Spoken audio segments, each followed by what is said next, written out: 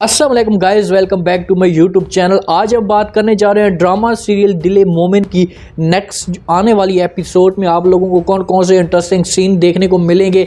अब किस तरीके से आशी की हमेशा के लिए फ़ख्र से जान छूट पाएगी। तो जल्दी से हमारे चैनल को सब्सक्राइब कर दें और साथ में लगे बेल आइकन बटन को लाजमी प्रेस कर दें ताकि नई से नई आने वाली वीडियो की नोटिफिकेशन आप लोगों को मिल सके। जब से फ़ख्र और आशी का रिश्ता तय होता है, इन दोनों की आपस में मंगनी हो जाती है, उस दिन से फ़ख्र बहुत ही ज़्यादा खुश होता है और आशी को हर वक्त कॉलिंग करता रहता है, उसके साथ दिन को बात करता रहता है और रात को भी उसके साथ बात करने की कोशिश करता है और उससे कहता है कि आशी, मैं तो चाहता हूँ कि आपके साथ मैं 24 घंटे में बात करता रहूँ, दिन को भी करता रहूँ और रात को भी करता रहूँ। इस बात पे आशी बहुत ज़्यादा परेशान होती है, उससे समझ नहीं आती कि आखिरकार वो तो चाहती है कि मैं इसके साथ 1 मिनट भी बात ना करूँ, 1 सेकंड भी बात ना करूँ, और ये तो कहता है कि 24 घंटे।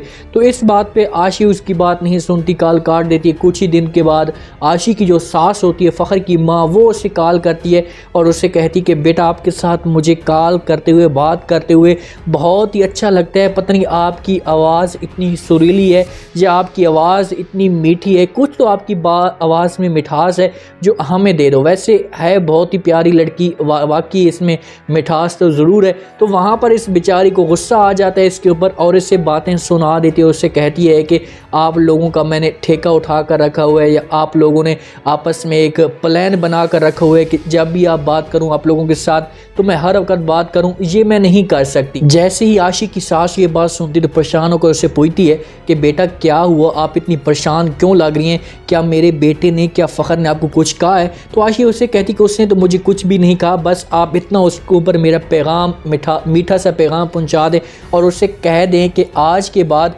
वो मुझे कॉल नहीं किए करे। अगर कॉल पे बात करना भी चाहता है तो मेरे साथ दिन को करना करेगा, रात को मैं उसके साथ बिल्कुल भी बात नहीं करूँगा। वहाँ पर आशी की माँ सारा इसका गुस्सा देखकर बड़ी परेशान होती है, उसके पास आ जाती है, उससे मोबाइल छीन लेती है, उसे समझाती है, उससे कहती कि बेटा ये तुम किस तरह की बातें कर रहे हो, क्या उसको कह रही हो, कम से कम थोड़ा सा आपको सोचना चाहिए। आप लोगों का उनके साथ रिश्ता हो चुका है, तो आपके वालिद को ये सब कुछ पता चलेगा तो आपका भी उसके ऊपर नाराज़ होगा। तो आशी अपनी माँ को कहती कि माँ जी, चाहे जो कुछ भी हो जाए लेकिन मैं इसके साथ बात नहीं कर सकती, इसने मुझे ख़रीद कर तो नहीं रखा हुआ ना, रिश्ता हुआ है, रिश्ते से कुछ भी हो सकता है, लेकिन ये तो नहीं है कि ये बोले कि 24 घंटे इसके साथ मैं बात करूं, बात वाला काम मैं बिल्कुल भी नहीं कर सकती।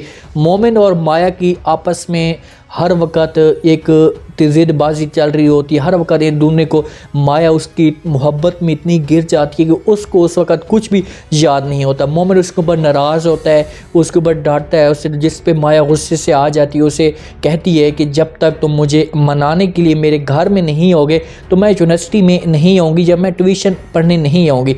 तो मोमिन 1 दिन, 2 दिन, 3 दिन देखता है तो माया नहीं आ रही होती। वो तो चाहता है कि यार इसका मुस्तकबिल ख़राब ना हो, पता नहीं अब अंदर के मोमिन दिल में क्या है, मोमिन के ऐसा ऐसा उसके अंदर जो दिल की मोहब्बत है वो ऐसा ऐसा फूट रही है उसकी तरफ। तो जैसे मोमिन उसके घर जाता है, माया उसे देख के बड़ी खुश होकर उसके पास आ जाती है, उससे कहती है कि मोमिन सर, बड़ी दिनों के बाद आप आए चुके हो। तो मोमिन ये बात सुनता है तो उसे जवाब देता है, उससे कहते हैं कि माया, आप ज़िद की बड़ी पक्की हो, जितना भी आपको मैं समझाने की कोशिश करूं, जितना भी आपको मैं कहूं, लेकिन आपने आखिरकार हार नहीं मानी, लेकिन आप अपना कैरियर ख़राब करना चाहती हो, क्यों अपनी ज़िद की वजह से अपना नुकसान करना चाहती हो। माया को उसके बाद कुछ भी नहीं सुनाई दे रहा, क्योंकि वो तो सारी तवज्जो मोमिन के ऊपर होती है, उसके ऊपर ये कंट्रोल नहीं होता कि मेरे घर में मोमिन आया हुआ है। मोमिन उससे जो बातें सुनाता जा रहा होता है, एक कान से सुनती जा रही होती है, दूसरे कान से निकलती जा रही होती है। माया बड़ी खुश होती है, उसके लिए चाय शाय बुलाती है, हर चीज़। तो वहाँ पर मोमिन उससे कहते हैं कि कल से आप यूनिवर्सिटी में हैं। माया उससे कहती है कि आप तो, मैं अभी कहती हूँ तो अभी आपके साथ चली जाती हूँ, यूनिवर्सिटी में पढ़ते हैं, वहाँ पर अकेले में कोई भी नहीं होगा, बड़ा अच्छे सबक याद होगा। तो मोमिन उससे कहते हैं कि नहीं नहीं, थोड़ा सा झली, थोड़ा सा सब्र कर, इतनी जल्दी आपको क्या है, सुबह आपने आना है 9 से 5 तक या 8 से 2 तक जो भी टाइम होगा उस वक्त आपने आना है। तो वहाँ पर जैसे मोमिन चलने लगता है तो माया उसका बाजू पकड़ लेती है। जैसे उसका बाजू पकड़ती है तो पीछे से इनकी जो नौकरानी होती है, रानी, वो सब कुछ देख लेती है।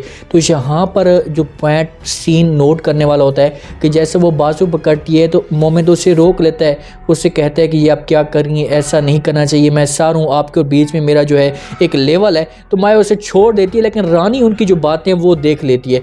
तो रानी यहाँ पर जाकर माया की माँ को भी बता सकती है, उसको भी जाकर सब कुछ कह सकती है। अब जमील बड़ा परेशान होता है क्योंकि आशी का जो है वो सब्र या आशी की सिचुएशन देखकर बड़ा अपसेट होता है कि यार ये अब क्या कर रही है मेरे साथ, ये तो क्योंकि वो मोमिन और इनका आपस में कॉल पे भी बात ज़रूर होती होगी।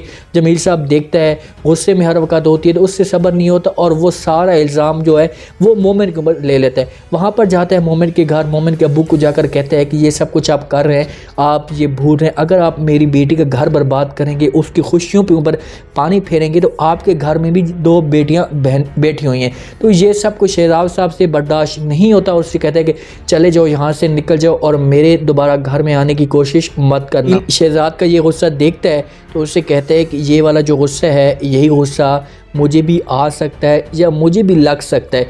मैं सिर्फ आपको समझाने के लिए आया हूँ कि आपने जो कुछ भी करना है आप मेरे साथ करें, अपने बेटे को मना करें, मेरी बेटी से दूर रखें एक दूसरे को, ताकि इनका आपस में जो है इख्तलाफात, इन आपस में बात ना कर सकें, उसे रोक दें। क्योंकि मेरी बेटी का घर बर्बाद हो जाएगा तो लाजमी बात है मैं भी आप लोगों को माफ़ नहीं करूँगा। यहाँ पर जैसे मोमिन आएगा तो उसका वालिद गुस्से में बैठा होगा, उसे कहेगा कि बेटा मैं ये सब कुछ क्या सुन रहा हूँ, जब हमारा उन लोगों के साथ ताल्लुक़ ख़त्म हो चुका, उन्होंने हमारे ऊपर बातें की इतनी बड़ी, तो इस बात पे आप इसका जो रिश्ता है, ये ताल्लुक़ है, उसके साथ हमेशा के लिए ख़त्म कर दो, उसके साथ ये कांटेक्ट ख़त्म कर दो।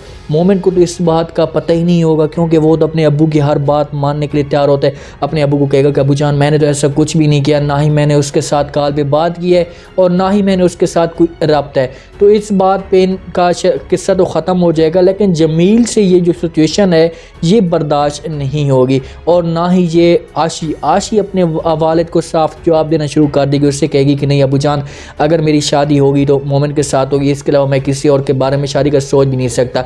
लेकिन मोमिन की जो तवज्जो है वो आशी के ऊपर हट चुकी है, आशी की तरफ, क्योंकि अब वो उसके माया के लिए आहिस्ता आहिस्ता जो है इनका आपस में जो सीन बनते जा रहे हैं। अब यूनिवर्सिटी तक गए पहुँच चुकी है, मोमिन इसके घर तक गए पहुँच चुकी है, तो अब जाकर गौहर को पता चलेगा और इसका मज़ीद इख्तलाफात बढ़ जाएंगे। तो मेरा आज का ये छोटा सा रिव्यू, छोटा सा प्रोमो आप लोगों को पसंद आया होगा। आपने कमेंट सेक्शन में बताना है आपको क्या लगता है कि क्या मोमिन और माया का आपस में मोहब्बत हो पाएगी, क्या मोमिन को भी इसके साथ दिलचस्पी हो जाएगी। कमेंट सेक्शन में अपनी लाजमी ने चैनल को कर दे सब्सक्राइब, अपना खास ख्याल करें, दुआ में याद रखें। मुझे दीजिए इजाज़त, अल्लाह हाफ़िज़।